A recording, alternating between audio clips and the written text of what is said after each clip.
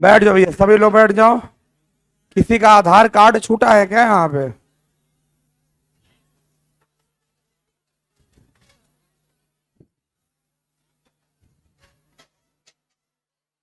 किसका है ये? शिवम शुक्ला।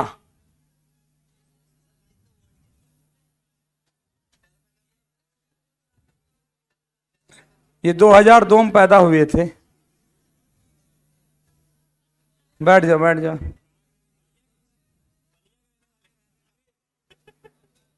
नहीं, अब रहने दीजिए, अब जिसका होगा वो ले जाएगा खुद ही। आधार कार्ड है।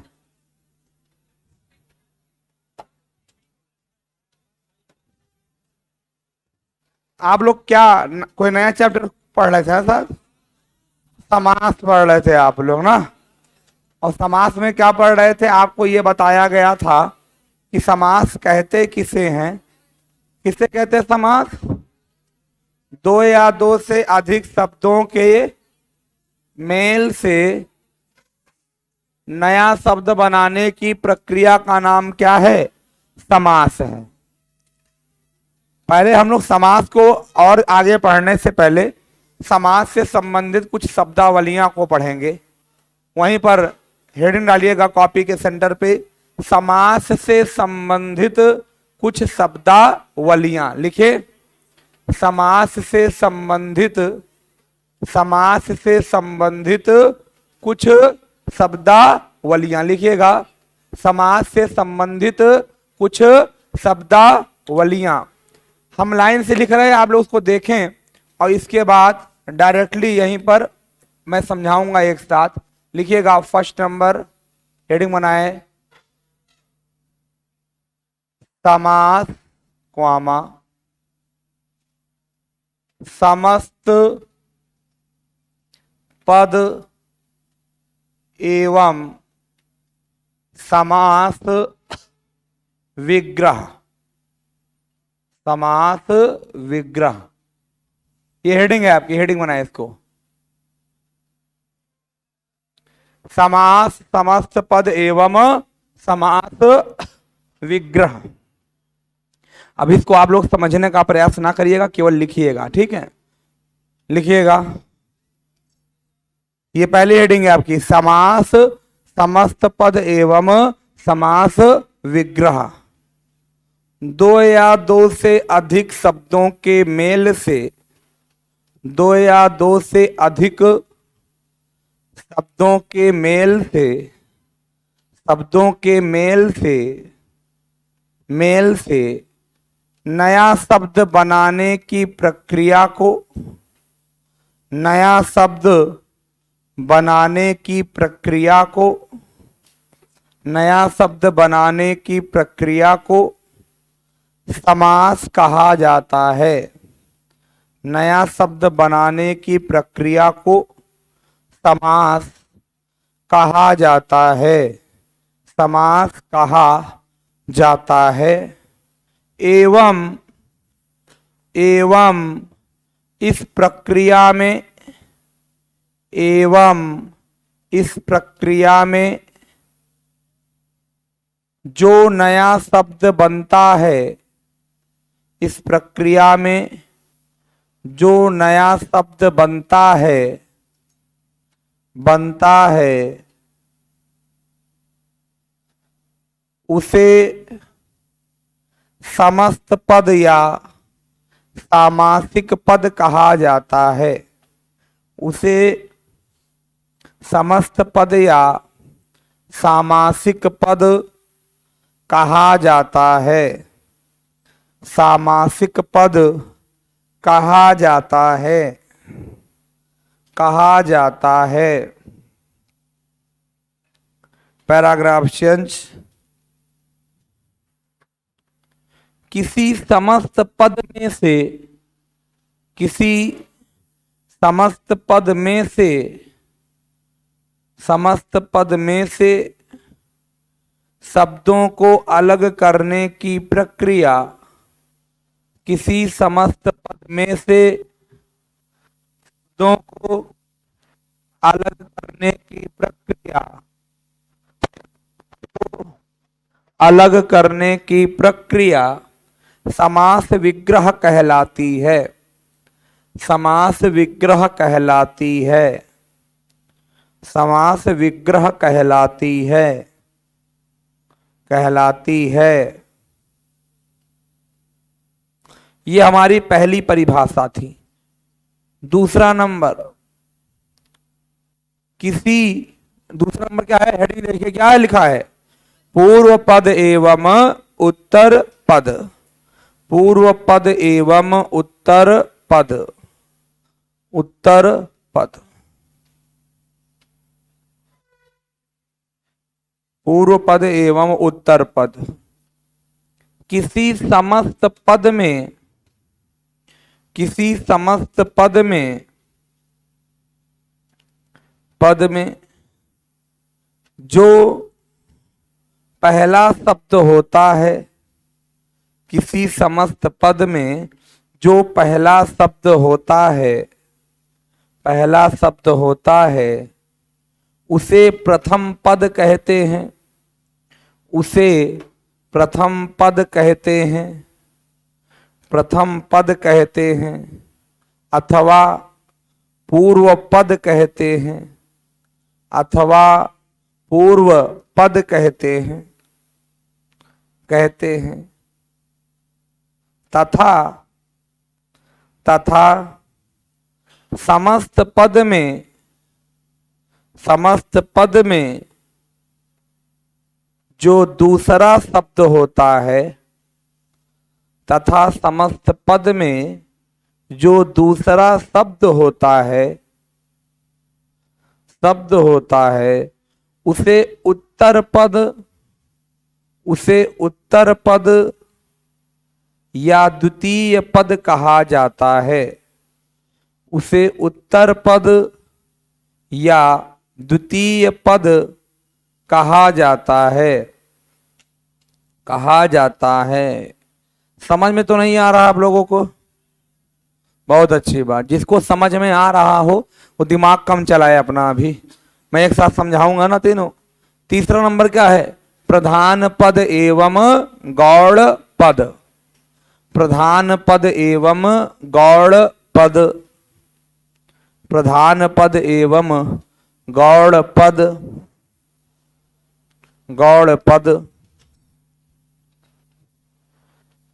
किसी समस्त पद में, किसी समस्त पद में, समस्त पद में जो पहला क्या लिखे हैं? किसी समस्त पद में, जो ना लिखिए, किसी समस्त पद में पूर्व पद एवं उत्तर पद में से, पूर्व पद एवं उत्तर पद में से, उत्तर पद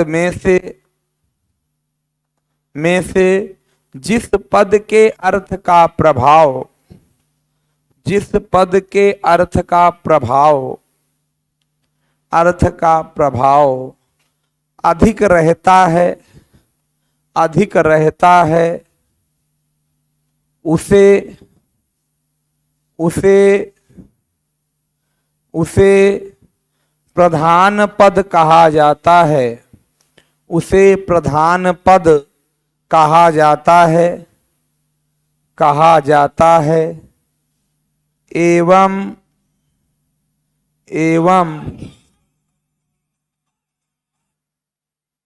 दंगल दंगल चला है। देखिए, एवं जिस पद के अर्थ का प्रभाव, एवं जिस पद के अर्थ का प्रभाव कम होता है, जिस पद के अर्थ का प्रभाव कम होता है, कम होता है, उसे गौड़ पद कहते हैं। उसे गौड़ पद कहते हैं। कहते हैं।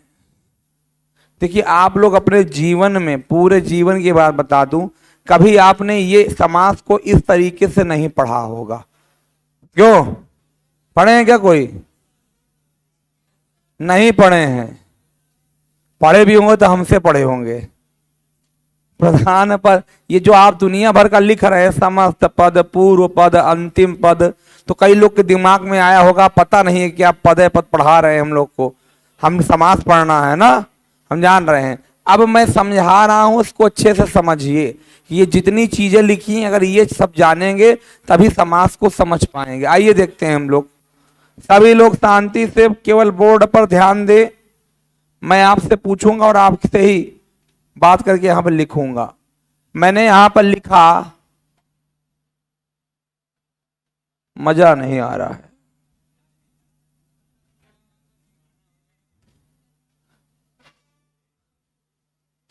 मैं यहां पर एक शब्द लिख रहा हूं, राजा का भवन।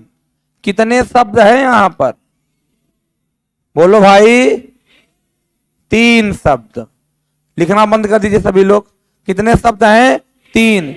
आपसे कहा जाए इन तीनों को मिलाकर एक शब्द बनाइए, क्या बनेगा? राजभवन। अब मैंने आपको परिभाषा लिखवाई कि 2 या 2 से अधिक शब्दों के मेल से नया शब्द बनाने की प्रक्रिया का नाम क्या है? ये हमने जो नया शब्द बनाया उस प्रोसेस को क्या कहेंगे? समास कहेंगे। क्या कहेंगे? समास कहेंगे। अब आपसे कहा जाए यहां पर नया शब्द बना कौन सा? समास की प्रक्रिया में जो नया शब्द बनता है उसे क्या कहा जाता है? बोलिए भाई। ये आपका समस्त पद या सामासिक पद है। समस्त पद या सामासिक पद है। ठीक है। अब मैं आपसे कहूं कि राजभवन को टुकड़े में तोड़िए, क्या आएगा? राजा का भवन। तो किसी समस्त पद को, शब्दों को अलग करने की प्रक्रिया को क्या कहते हैं? समास विग्रह। क्या कहते हैं? समास विग्रह। हमने आपको बताया कि समस्त पद में जो पहला शब्द होता है उसको क्या कहते हैं? पूर्व पद या प्रथम पद। यही तो कहेंगे ना, पूर्व पद या प्रथम पद। और दूसरे पद को क्या कहते हैं? क्या कहते हैं भाई? उत्तर पद। अब बात आती है कि ये प्रधान और गौड़ क्या है। अब उत्तर और पूर्व में कौन ज्यादा महत्वपूर्ण है वो देखना है। मुझे आप बताइए, अगर राजभवन बोलेंगे तो सामने राजा दिखाई देगा कि कोई भवन दिखाई देगा? भवन दिखाई देगा ना, राजा तो दिखेंगे नहीं। राजभवन बोलेंगे तो क्या दिखाई देगा? भवन। तो यहां पर कौन ज्यादा महत्वपूर्ण है? क्योंकि एक बार राज को हटा दोगे फिर भी मतलब समझ में आएगा। जैसे राजभवन वैसे भवन। तो मेन वो होता है जो ज्यादा महत्व रखता हो। जैसे मैंने लिखा युद्ध क्षेत्र, तो युद्ध दिखाई देगा कि कोई मैदान दिखाई देगा? तो क्षेत्र क्या हो जाएगा? प्रधान हो जाएगा। ये प्रधान और गौड़ में टेंशन ना लीजिए, हर समास में अलग अलग होता है, आपको वो याद करना पड़ेगा। अभी के लिए किस में देखिए हम लोग, कौन प्रधान है? भवन प्रधान है। और गौड़ कौन है भाई? गौड़ कौन है? राज। ये प्रधान है और ये गौड़ है। गौड़ है। तो हमने जितनी चीजें लिखवाई वो सब यहां पर दिखा दी, नहीं दिखा दिए? बोलिए। इसको कॉपी पे बिल्कुल इसी डिजाइन में नोट करें जैसे बना हुआ है। डिजाइन किसी की गड़बड़ नहीं होनी चाहिए, नोट करें।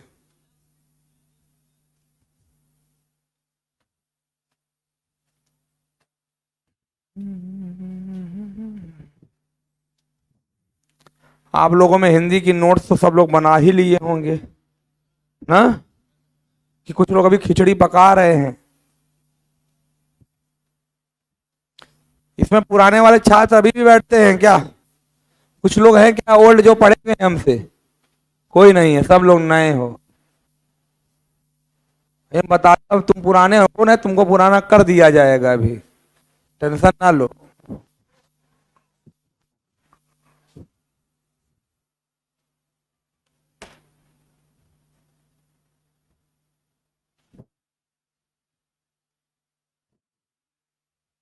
या खिचड़ी चल रही है। कापी कहाँ है तुम्हारी? बाप रे बाप, तो टाप करोगे लग रहा है। कॉपी भी बना लो, नहीं बनाओगे हमारा थोड़ी कुछ बिगड़ेगा। 1 घंटा बैठ के आप लोग बताइए समय देते हैं।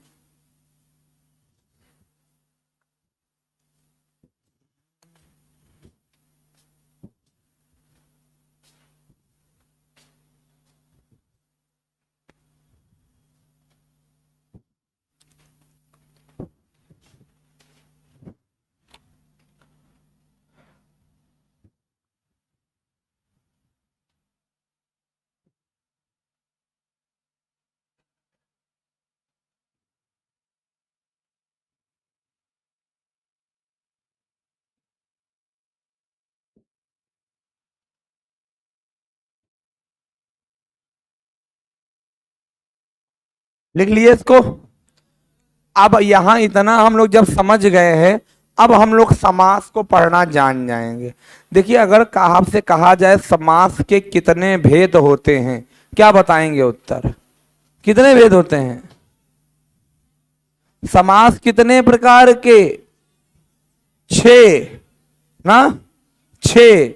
लेकिन एक नया क्वेश्चन और पूछा जाता है, पद की प्रधानता के आधार पर समास कितने होते हैं? 4। दोनों क्वेश्चन में अंतर है अलग अलग। तो हम लोग अब क्या पढ़ेंगे? समास के भेद। लिखिएगा, हेडिंग डालिएगा, समास के भेद। समास के भेद, समास के भेद।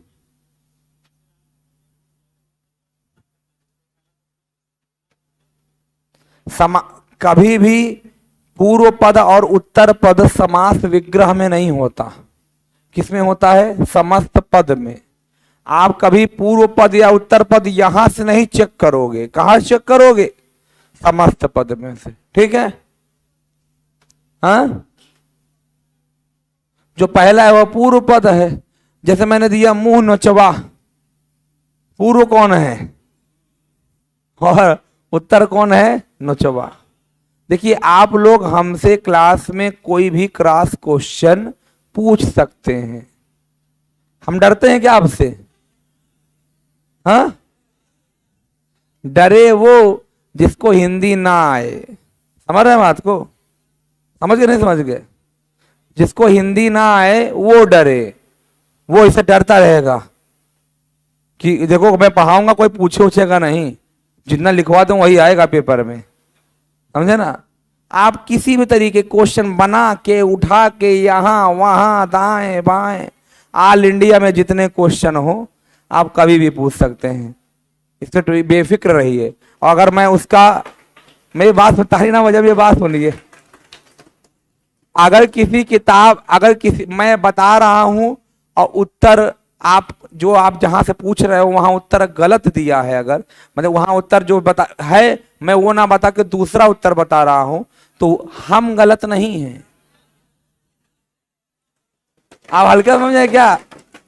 हमारा हमारा कॉन्फिडेंस लेवल बहुत हाई है, चरम, जहां तक आप सोच सकते हैं उससे 10 गुना ऊंचाई तक है। कोई पृथ्वीनाथ पांडे नहीं, कोई हरदेव बस, सब फर्जी किताब जो बता रहे। हाँ, मैं तब गलत मानूंगा जब मैं पढ़ाया हूं और आयोग ने उसका उत्तर दूसरा दिया है। आयोग की बात मानते हैं और हमको किसी से ना, मेरा कोई प्रयागराज में गुरु है कि जो मुझे हिंदी पढ़ाया हो। मैं अपने हिंदी के लिए केवल अपने इलाहाबाद विश्वविद्यालय का ऋणी हूं। उनके वहां के जो प्रोफेसर है वहीं ने पढ़ाया, तो वही बस सीधी सी बात है, वही हमारे गुरु हैं। ये मत सोचिए कि मैं, जैसे आप लोग मुझसे हिंदी पढ़ रहे तो मैंने भी किसी से पढ़ा है। ना ना ना ना ना ना, 2 ही लोग केवल पढ़ा सकते हैं, एक या तो हमारे HOD साहब, एक या तो साक्षात ब्रह्मा जी, और कोई तीसरा नहीं आएगा। समझ लो, सीएस साहब हिंदी के टीचर नहीं थे। लिखिएगा, इसमें लिखेंगे। अब समास के भेद हेडिंग डालें। समास के कुल 6 भेद होते हैं। क्या कर रहे हैं? मुंह नोचवा में, मुंह नोचवा में प्रधान पद हो जाएगा मुंह का नोचवा, बी वाला नोचवा। अभी मत चेक करिए ना, अभी मैं आपको हर समास की पहचान बताऊंगा और फिर बताऊंगा कौन से समास में कौन सा पद प्रधान होता है, तो आप अपने आप निकाल ले जाएंगे। हर शब्द का याद थोड़ी करना है, ठीक है। लिखिएगा, समास के कुल 6 भेद होते हैं। कितने भेद होते हैं? 6 भेद होते हैं। कौन कौन से लिखिए, नोट करें इसको। पहला कौन सा है भैया? अव्ययी भाव समास। अव्ययी भाव समास। नंबर 2 बहु व्रीहि समास। नंबर 3 तत्पुरुष समास।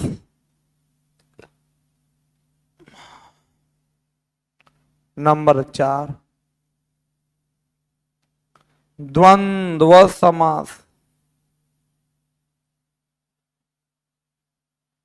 नंबर 5 कर्म धारय समास। नंबर 6 द्विगु समास। ये 6 प्रकार के समास होते टोटल। नाम सभी का नोट करें, सभी का नाम नोट करें, देख के लिखिएगा। द्वंद्व है, द्वंद नहीं है, ठीक है। हाँ, द्वंद्व दोनों में वा जुड़ा होता है ना, द्वंद्व। अब इसी में अगर पूछ लिया जाए पद की प्रधानता के आधार पर कितने समास होते हैं, तो आपका उत्तर क्या होगा? 4 होगा। कौन कौन से नहीं है? ये अंतिम वाले, ये जो हैं पद की प्रधानता के आधार पर यही 4 समास है। नोट करें दूसरा पॉइंट, पद की प्रधानता के आधार पर, पद की प्रधानता के आधार पर, पद की प्रधानता के आधार पर समास 4 प्रकार के होते हैं। पद की प्रधानता के आधार पर समास 4 प्रकार के होते हैं। समास 4 प्रकार के होते हैं। चारों के नाम लिख ले। 4 प्रकार के होते हैं, चारों का नाम लिखिए।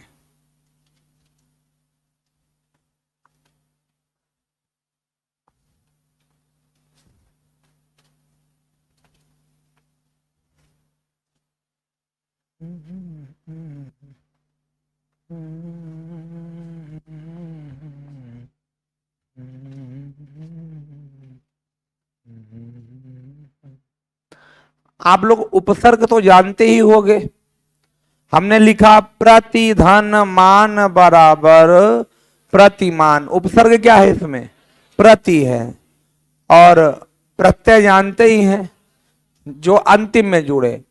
इंग्लिश में आप लोग पढ़ते होंगे प्रीफिक्स एंड सफिक्स, तो प्रीफिक्स को ही उपसर्ग कहा जाता है। मैं उपसर्ग की चर्चा इसलिए कर रहा हूं क्योंकि अव्ययी भाव समास में यही पहचान है। इस समास में होता क्या है, पहला पद कोई उपसर्ग होता है और दूसरा पद कोई संज्ञा होती है। उसी को क्या कहते हैं? अव्ययी भाव समास कहते हैं। बात समझ पा रहे हैं बातों को? तो आइए हम लोग एक एक समास को पढ़ते हैं। पहला नंबर समास डालिएगा, सभी लोग हेडिंग डालेंगे। क्या है? अव्ययी भाव समास।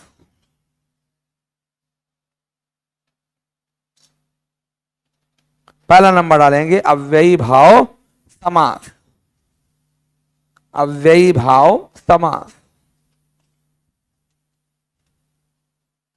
इसमें पॉइंट वाइज करके लिखेंगे, पॉइंट बना करके। अव्ययी भाव समास। इस समास में पूर्व पद, इस समास में पूर्व पद कोई उपसर्ग होता है। इस समास में पूर्व पद कोई उपसर्ग होता है। उपसर्ग होता है, जबकि उत्तर पद, जबकि उत्तर पद कोई संज्ञा होती है, जबकि उत्तर पद कोई संज्ञा होती है, संज्ञा होती है, होती है। दूसरा नंबर, इस समास में, इस समास में सदैव पूर्व पद प्रधान होता है, इस समास में सदैव पूर्व पद प्रधान होता है। कौन सा पद प्रधान होता है भाई इसमें? पूर्व पद। मैंने पहचान बता दी, प्रधान कौन होता है वो बता दी। नेक्स्ट लिखिएगा, अव्ययी भाव समास का समास विग्रह नहीं होता, अव्ययी भाव समास का समास विग्रह नहीं होता, नहीं होता। परंतु परंतु इसकी व्याख्या की जा सकती है, परंतु इसकी व्याख्या की जा सकती है, की जा सकती है। जैसे आइए हम उदाहरणों को देखते हैं। अब जहां हम लोग लिख रहे हो वहीं क्या लिखोगे? उदाहरण। और उदाहरण बना करके पहला नंबर हेडिंग रहेगा क्या? यथा उपसर्ग से प्रारंभ होने वाले शब्द। क्या लिखेंगे? यथा उपसर्ग से प्रारंभ होने वाले शब्द। देखो वैसे तो बहुत सा किसी भी उपसर्ग से शुरू हो अव्ययी भाव होगा, लेकिन मैं यथा इसलिए लिखवा रहा हूं क्योंकि पेपर में यथा वाला ज्यादा देता है। यथा का, प्रति का, ठीक है। यथा का वास्तविक मतलब क्या होता है? के अनुसार। क्या होता है? के अनुसार। तो जिस भी शब्द के आगे क्या जुड़ जाए? यथा जुड़ जाए, वहां कौन समास? अव्ययी भाव। जैसे लिखिएगा, यथा उपसर्ग से प्रारंभ होने वाले शब्द, ये हेडिंग है, प्रारंभ होने वाले शब्द। जैसे लिखेंगे, यथाशक्ति, यथाशक्ति, यथाशक्ति, यथा भक्ति, यथा भक्ति, यथाक्रम, यथाक्रम आदि, यथाक्रम आदि। इसका मतलब क्या हुआ कि जितने भी शब्दों के आगे क्या जुड़ा हो, ये नहीं कि पेपर में पूछ दे यथा संभव में कौन समास, तो हमको आप फोन मिला के बताने लगिए सर आप कहे थे जो पढ़ाएंगे वही आएगा, और यथा संभव आप लिखवाए नहीं है। ऐसा तो नहीं ना? इतने समझदार आप लोग हैं ना? तब ठीक है फिर। तो ये आपको मैं कॉन्सेप्ट दिया हूं, ठीक है। दूसरा नंबर लिखिएगा, नंबर 2, प्रति उपसर्ग से, प्रति उपसर्ग से प्रारंभ होने वाले शब्द, प्रति उपसर्ग से प्रारंभ होने वाले शब्द, प्रति उपसर्ग से प्रारंभ होने वाले शब्द। शब्द बहुत सारे शब्द हैं, जैसे में प्रत्येक, प्रत्येक में प्रति कहां से आ गया? प्रतिधन एक, प्रत्येक, प्रत्यक्ष, प्रत्येक, प्रत्यक्ष, प्रतिमान, प्रतिमान, प्रतिकार, प्रतिकार, प्रत्यावेदन, प्रत्यावेदन, प्रतिबिंब, प्रतिबिंब आदि, प्रतिबिंब आदि। ये सब क्या है आपके? अव्ययी भाव समास। तीसरे में हम लोग लिखेंगे उपसर्गों से प्रारंभ होने वाले शब्द, कोई भी उपसर्ग हो, उपसर्गों से प्रारंभ होने वाले शब्द, उपसर्गों से प्रारंभ होने वाले शब्द, उपसर्गों से प्रारंभ होने वाले शब्द, शब्द। देखिए, अब कोई भी उपसर्ग से शुरू हो जाए, जैसे लिखिएगा लाजवाब, कौन सा उपसर्ग है? ला उपसर्ग। लाजवाब, बेवफा, बेवफा, अध्यक्ष, अध्यक्ष, अधिकरण, अधिकरण, अध्यादेश, अध्यादेश, आमरण, आजन्म,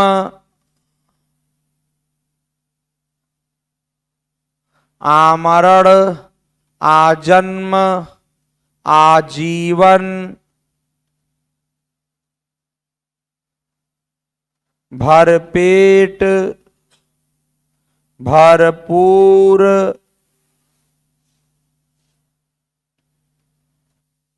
भरमार। भर एक उपसर्ग है ना, भर से कई सारे शब्द बन जा रहे हैं। भरपेट, भरपूर, भरमार। विवेक एक उपसर्ग होगा कि नहीं होगा? कई शब्द नहीं बनेंगे क्या इससे? विवेकशील, विवेकशील, विवेकहीन, विवेकहीन आदि। ये जितने शब्द लिखे हैं सब आपके अव्ययी भाव समास के शब्द हैं। अब चौथे पे जो एग्जाम्पल आता है वो आता है जहां पर किसी शब्द को दोहरा दिया जाए। चौथा हेडिंग क्या है? जहां पर किसी शब्द को दोहरा दिया जाए, दोहरा दिया जाए, शब्द जहां पर रिपीट किए जाए।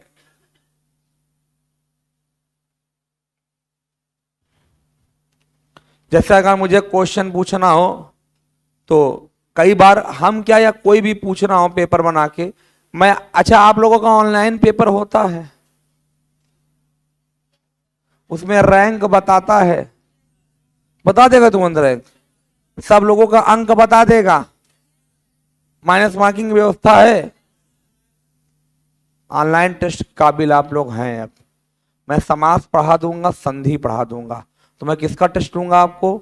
अलंकार, रस, छंद और समास और संधि, क्योंकि ऑफलाइन में कॉपी चेक करना पॉसिबल नहीं है। अभी से आप लोग पढ़ते रहिए, कितना आपको हिंदी आती है।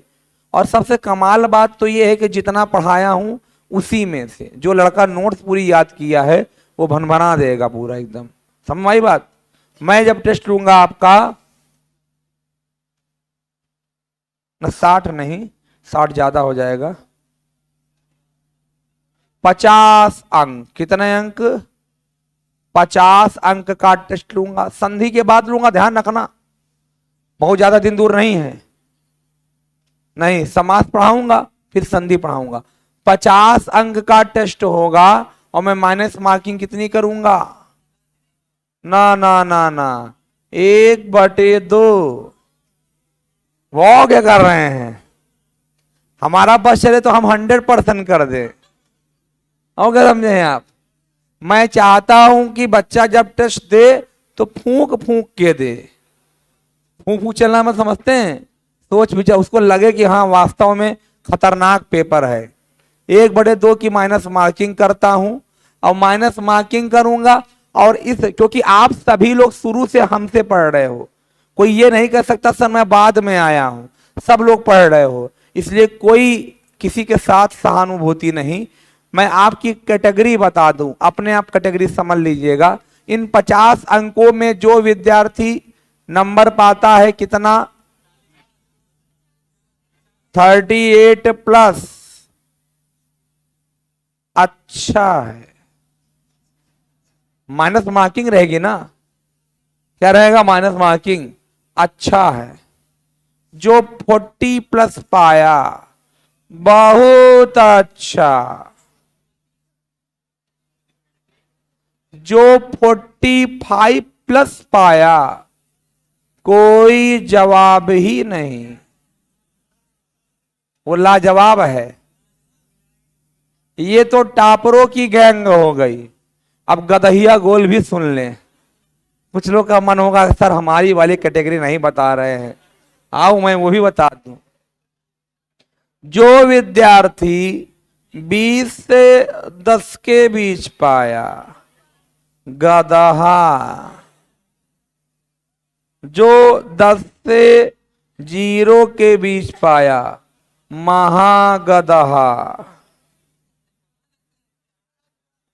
और जो माइनस में चला गया,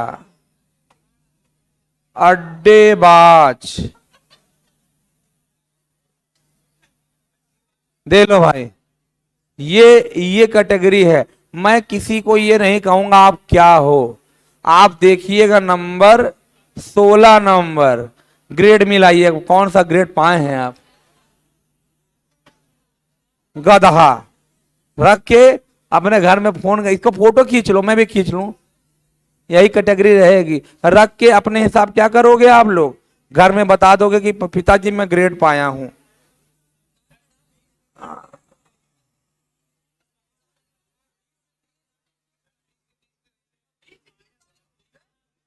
देखो, जो इस दुनिया में लड़का है उसकी इज्जत है, जो लड़की है उसकी भी इज्जत है, जो बीच में है तो भाई साहब दो में से एक चीज और सुन लो, दो में से एक ही काम करना। या तो अच्छे वाले में टॉपर में आ जाना, और टॉपर में आने की क्षमता नहीं होगी तो जानबूझ के क्वेश्चन गलत करके गधा के श्रेणी में आ जाना, इज्जत बची रहेगी। ये जो 20 से इसके बीच में जाओगे तो इनका ना अस्तित्व ही खत्म है। समझ गए बात को? ये मैं इसलिए आपको इतना रखा हूं क्योंकि माइनस मार्किंग है ना, तो ये कैटेगरी रहेगी। ग्रेड मिला लीजिएगा, मैं कहूंगा भाई अपना अपना ग्रेड बताओ। आप लोग की संख्या ज्यादा है, नहीं तो मैं ऑफलाइन टेस्ट लेता हूं। अगर क्लास में 100 बच्चे होते हैं तो मैं उनका ऑफलाइन टेस्ट ले लेता हूं। जब ऑफलाइन टेस्ट लेता हूं तो एक एक लोग को बुला के कॉपी उनकी बोलता हूं, उनका नंबर बोलता हूं। कौन सा ग्रेड है भैया आपका? गदहा। लीजिए, वो तो कहिए घोर। और हाँ, एक चीज और जान लीजिएगा, अगर आपको ये लग रहा है कि आप टेस्ट में नकल कर लेंगे, असंभव। असंभव बता दी, संभव ही नहीं है इस दुनिया में। क्योंकि अभी आप हमको जानते नहीं हैं, मैं दिखने में बहुत सीधा लगता हूं ना, हम हैं भी सीधे, लेकिन टेस्ट वाले दिन हम परशुराम का अवतार लेके आते हैं। सीधे खड़े हो जाइए, बदतमीजी करने बैठे हो यहाँ पे, बाहर निकलो। तो निकलो बाहर से, 1 महीना तक मेरी क्लास में आना मत, निकल जाओ यहां से, सीधा बाहर कर दूंगा। जो भी नकल करते पकड़ा गया, मोबाइल में उसकी फोटो खींचूंगा। और क्या समझे आप? ऐसे खींचूंगा और फिर रोज जब क्लास चलती रहेगी रोज घूम कर चेहरा मिलाऊंगा। दिख गया बाहर, तुरंत बाहर निकले, तुरंत जाइए सर से बता के आइए, काट के साहब को बाहर कर दिए जाइए। इसलिए अलर्ट रहिएगा भाई साहब हमारे में। हमारे अरे सर तो ये उस दिन नहीं चल पाएगा, रोज चल जाएगा, उस दिन नहीं चल पाएगा, समझ लेना। आप शायद भूल जाते हैं, मैं शुरू से यूपी कांस्टेबल दरोगा 2 ही लोगों को पढ़ाया हूं, और ये लोग इतने खतरनाक होते हैं कि समझ लीजिए अगर आप 1000 मिल जाइए, एक दरोगा का जो दुष्ट लड़का होता है उससे जीत नहीं पाएंगे आप। उनको मैं कंट्रोल में किया हूं। पुलिस की बैच चलती है 11 बजे ना, कोई लड़का जो बाहर बेचारा बैठा था, गार्ड साहब बोल देते कि जाइए उस बैच में, तब से बैठ जाइए। आज बता रहे थे, कहा कि नहीं नहीं सर, वो कार्तिकेय सर पढ़ा नहीं जाएंगे हम, क्योंकि वो चलती क्लास में अगर एंट्री करता है कि कोई बाहरी बच्चा, तो पहले मैं उसको आगे बुलाता हूं और घनघोर बेइज्जती करता हूं पहले, तो इसकी रूह कांपती है लोगों की। समझ गए? आप लोग एसएससी के छात्र हो, ठीक है, थोड़ा आप लोग अच्छे भी हो ना, इसलिए हम आप लोगों को नहीं प्रेशर देते। पुलिस और दरोगा के लड़के बहुत कलाकार होते हैं, उनको अगर मैं हल्का मौका दे दूं, हमको बेच के गुलैया खा जाएंगे वो लोग, इसलिए उनको मौका नहीं देता मैं ना। वो भी इलाहाबाद की धरती, आप लोग जान ही रहे हैं। इलाहाबाद के बारे में कौन सी लाइन कही गई है? कौन सी लाइन है? कई लोग के दिल इलाहाबाद में बर्बाद हो चुके हैं ना। कौन सी लाइन है? ये दिल बर्बाद करके इसमें क्यों आबाद रहते हो, कोई कल कह रहा था तुम इलाहाबाद रहते हो।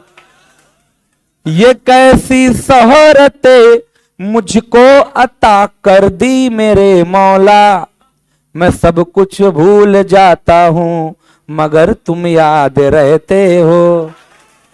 अब आ जाओ, अब आ जाओ, ये गोल मेरा फोटो खींच ली है, आइए हम लोग आगे देख लेते हैं। आ जाओ भैया, शब्दों को दोहराया जाए, जैसे उड़ जब जब जुल्फे तेरी। वो ना करो, इस पंक्ति में जब जब में कौन समास है? कौन है? अव्ययी भाव। लिखिए इसको, दोहराने वाले शब्द, जैसे धीरे धीरे, धीरे धीरे, लिखिए धीरे धीरे, तेजी तेजी, धीरे धीरे, तेजी तेजी, तेजी तेजी, बार बार, बार बार। अब कुछ ऐसे भी शब्द आपको दिखाई देंगे, रातों रात, बातों बात, कानों कान, हाथों हाथ, दिनों दिन। ऐसे भी शब्द दिखाई दे तो वहां भी कौन समास है भैया? अव्ययी भाव समास। अव्ययी भाव समास। ये तो नॉर्मल चीजें हो गई। अगर पेपर में कभी कभी पूछेगा, जैसे मैंने आपसे कहा कि बताइए त्रिभुज में कौन समास? कौन? द्विगु है। क्या कह रहे हैं? हाँ, कौन से प्रत्यय?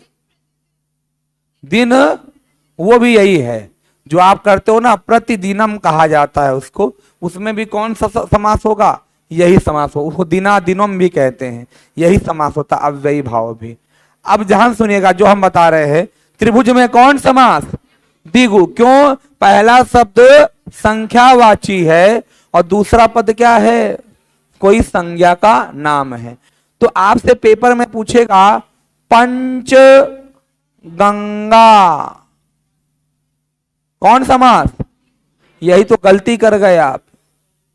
ये पेपर में आया हुआ क्वेश्चन है, आयोग ने क्वेश्चन दिया, लोग इसको देख के मजाक उड़ा दिए कि यही सब पूछबे करेंगे। ये द्विगु समास, नव गंगा में द्विगु समास, द्वि यमुना में द्विगु समास। लेकिन जब उत्तर आया तो आयोग ने स्पष्ट किया कि यदि किसी समस्त पद का पहला पद संख्यावाची हो और दूसरे पद में नदी का नाम हो तो वहां पर अव्ययी भाव समास होता है। लेकिन दोबारा लोग दोबारा क्या क्वेश्चन पूछता आयोग 2020 में, पंच हिमालय में समास बताओ। तो नियम क्या लोग पढ़े थे? नदी का नाम हो तो क्या होगा? अव्ययी भाव। ये पर्वत का नाम दे दिए और बाद में फिर लोग द्विगु लगाए, गलती हो गई। तो आयोग ने पूरा नियम बताया, यदि पहला संख्या और दूसरा नदी या पर्वत हो तो वहां पर कौन समास? तो छात्र परेशान होके कहे, हे आयोग महाराज, अगर कोई और भी कुछ हो, नदी झरना उड़ना नाम भी आए तो एक साथ बता दो, हम लोग पढ़ ले। लेकिन दो ही चीजें हैं, नदी और पर्वत का नाम दिया हो और उसके आगे संख्या लिखी हो तो कौन सा समास हो जाएगा? कौन सा समास हो जाएगा? ध्यान दीजिएगा। अच्छा, अव्ययी भाव नहीं दिया है तो क्या करोगे? फाड़ के फेंक दोगे, तब द्विगु लगाओगे। क्या लगाओगे? तब द्विगु लगाओगे ना। क्या लगाओगे? द्विगु। जैसे अब मैंने पूछ दिया आपसे पंच नदी में कौन समास?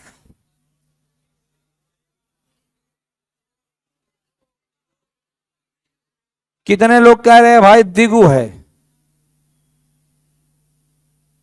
खड़े हो जाइए आप। दिगु क्यों है? बहुत सही, तालियां इंग्लिश जोरदार बजाइए सभी लोग। इसे कहते हैं, बैठ जाइए, इसे कहते हैं शार्प माइंडेड। मैंने बोला नदी का नाम, नदी नहीं। समझ में आई बात? ये क्वेश्चन आयोग वाले फेंके थे इसको, ये वाला। ये मैं जब ग्रैंड हिंदी टेस्ट पहला लिया तो मैंने बेवकूफ बनाने के लिए ये बना दिया क्वेश्चन। ये स्वरचित प्रश्न है, मैक्सिमम 90% छात्र झेल गए। मैंने पंचनदी लिखा और पहला विकल्प थोड़ा सा डार्क करवा दिया, अव्ययी भाव। लो इसी पे पटको सब लोग। सब लोग सोचेंगे भाई अव्ययी भाव बताए थे, यही होगा, यो क्या नदी दिया हुआ है, लगा दिए। बाद में देखे सबका सब गलत हो गया। इस बात को ध्यान रखेंगे, पंच पर्वत दे दे तो वो दिगु ही होगा, क्योंकि पर्वत किसी पर्वत का नाम नहीं है। ये डीप क्वेश्चन है। प्रयागराज में आपको इतना डीप में बताने के लिए हो सकता है एक आध दो लोग हों, बाकी सब कोटा पूर्ति करके क्या करेंगे, निकल लेंगे। अगर मुझे समाज पढ़ाना हो, मैं कोई बाहरी टीचर होता जो द स्पीड में अभी अभी आया होता, हम क्या करते, डालो, ये दुनिया भर बकैती थोड़ी बताते आपको। हम कहते डालो, अगला डालो। अब तक मैं 2 समाज स्पीड देता, नहीं पढ़ते क्या? लेकिन हम यहाँ पर आपको साथ कोटा पूर्ति करने नहीं आए, संस्थान हमारा है तो हमारे उसके प्रति लगाव है ना। इस बात को ध्यान रखिए। लिखेंगे अपवाद, एक अपवाद लिखिएगा, लिखेगा यदि, अपवाद लिखेंगे यदि, यदि किसी समस्त पद में पहला पद, यदि किसी समस्त पद में पहला पद कोई संख्यावाची शब्द हो, यदि किसी समस्त पद में पहला पद कोई संख्यावाची शब्द हो, तथा तथा तथा उत्तर पद में, उत्तर पद में किसी नदी या पर्वत का नाम हो, उत्तर पद में किसी नदी या पर्वत का नाम हो, तो वहां पर अव्ययी भाव समास होता है, तो वहां पर अव्ययी भाव समास होता है। लाइन से एग्जांपल्स को नोट करें जितना दिया आपको। आपके जो हिंदी के पहले सर आए थे वो कुछ पढ़ाए नहीं थे क्या पहले दिन? हाँ, क्या पढ़ाए थे? वर्णमाला?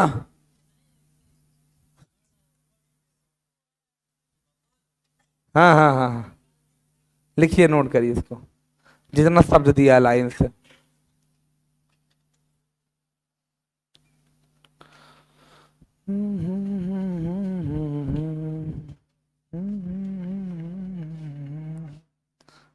इसको लिखने के बाद सभी गर्ल्स निकल जाएंगी, फिर मैं निकलूंगा, फिर हमारे प्यारे प्यारे विद्यार्थी निकलेंगे। अब भाई हो चाहे ना हो कहना पड़ता है, क्या करोगे?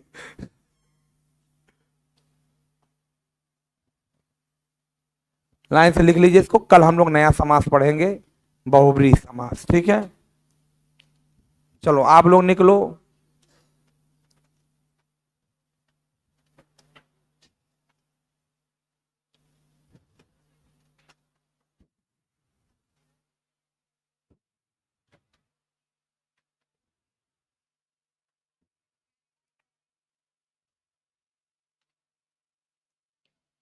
पीछे वाले छात्र जल्दबाजी में ना रहिए, हमारे पीछे आप लोग को निकलना है, ठीक है?